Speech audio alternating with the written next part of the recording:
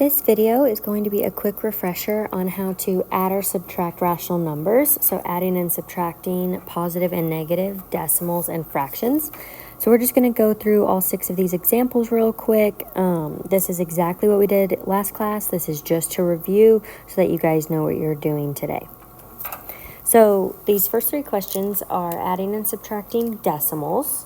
So remember, our rule for adding integers and rational numbers is if they are the same sign, you add them and keep the sign, and if they are different signs, then you subtract them and keep the sign of the bigger number.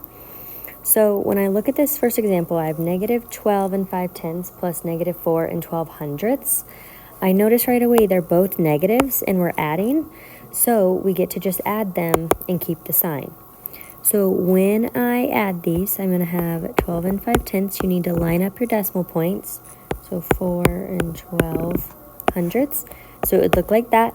And then you can add your zeros in there if that helps you. So then I would just add straight down. So 0 plus 2 is 2. 5 plus 1 is 6. Bring down my decimal point. 2 plus 4 is 6. And 1 plus 0 is 1. So I'd get 16 and 62 hundredths, but since both of those were negatives, it's going to be a negative 16 and 62 hundredths. So on this next one, it is subtraction. So remember, we have to add the opposite. Okay? So that means I have to rewrite it as an addition problem. So this would be negative 5 and 7/10. Change my subtraction to addition, and then change negative 10.8 to its opposite, which would be a positive 10.8 or 10 and 8/10. So now I use my addition rules. So since one's a negative and one's a positive, I have to subtract them, and I keep the sign of the bigger number. So the bigger number is 10.8, so I know my answer is going to be a positive. Okay? But I still have to subtract them. So I would do 10 and 8/10 minus 5 and 7/10. You line up your decimal points. 8 minus 7 is 1. 0 minus 5, I gotta borrow. So the 0 becomes a 10. 10 minus 5 is 5. And 0 minus 0 is 0. Bring down your decimal point. And it would be a positive 5 and 1/10, since our bigger number is 10.8, and that was a positive. All right. On this next one, so we have negative 33 and 67 hundredths minus 1 and 4/10. So it is a subtraction problem, so we have to add the opposites. We got to rewrite our problem. So keep negative 33 and 67 hundredths the same.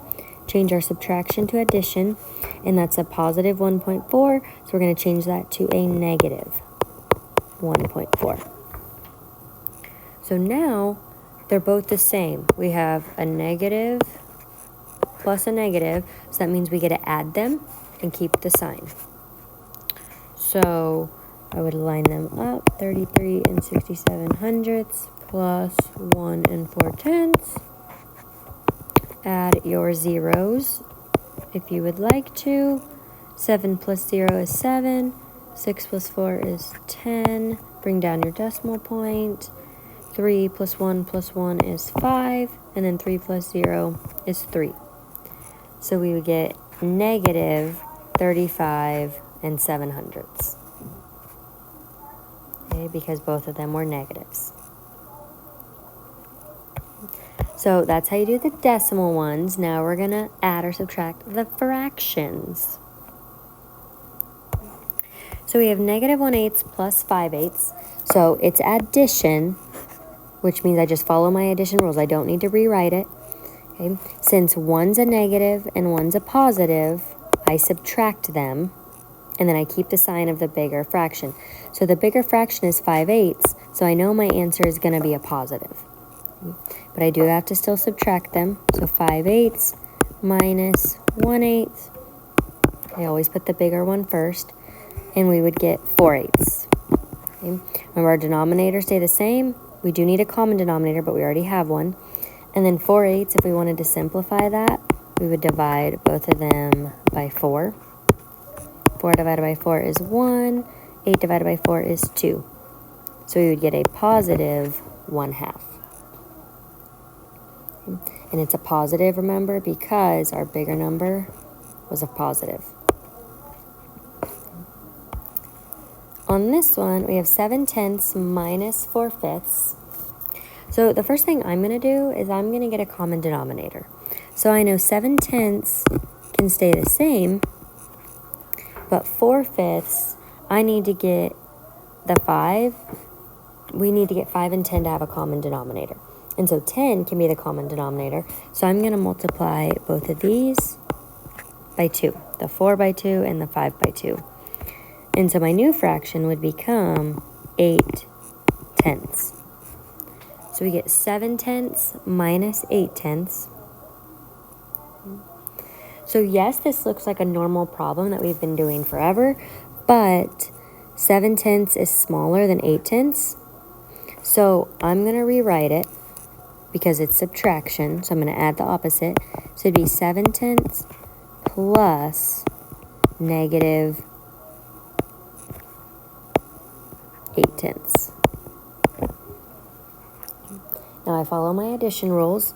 Since one's a positive and one's a negative, I have to subtract them. And I keep the sign of the bigger number. So right away you should know if we did 8/10 minus 7/10, we would get 1/10. And since our bigger fraction is a negative, it's going to become negative 1/10. And that would be our answer.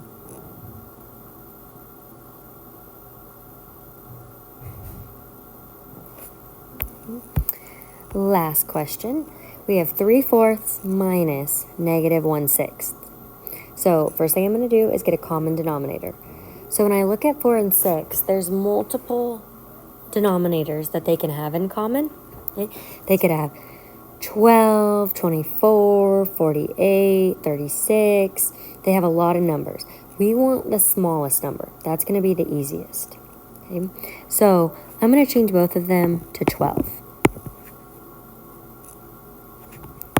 Okay, I'm going to keep everything else the same for now. So it's going to look like that. Okay. So to get the 4 to become a 12, we got to multiply by 3. And to get the 6 to become 12, we got to multiply by 2 to that fraction. So it should look like that. Okay. Because 4 times 3 is 12, we have to do 3 times 3, which is 9. And then for 6 to become 12, we multiply by 2. So we do 1 times 2, which is 2. So I have my common denominators, and we have 9/12 minus negative 2/12. And I'm going to rewrite it as an addition problem because it's subtraction. So 9/12 will stay the same. Change your subtraction to addition and flip negative 2/12 to its opposite, which would be a positive 2/12. And remember our trick, if we're subtracting a negative, those both just change to adding a positive. So this would just be 9/12 plus 2/12, which would be 11/12. And that would be our final answer. It would be a positive.